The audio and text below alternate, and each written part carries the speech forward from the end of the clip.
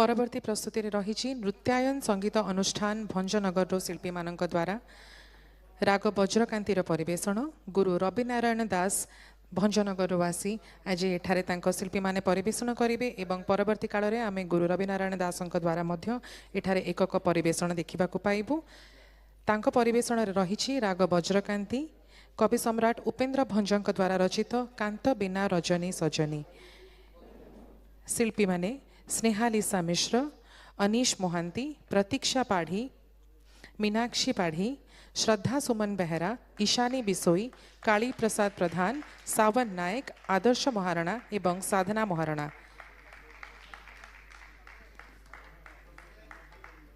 वर्तमान कपिलमुनि संगीत विद्यालय महांगार समस्त शिल्पी मानकु आमे संवर्धना सहित अनेक अनेक धन्यवाद अर्पण करुछु एते सुमधुर संगीत परिवेषण पई।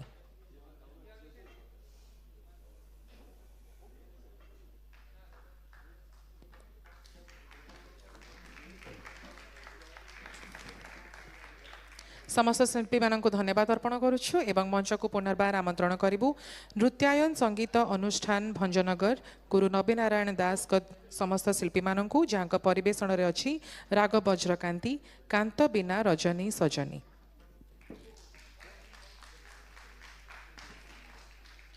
कांत बिना दिबा रजनी सजनी कवि सम्राट उपेन्द्र भंजक द्वारा रचित राग वज्रकांति एवं मर्दल रे सहयोगिता करेंगे श्री सौम्यकांत मल्लिक।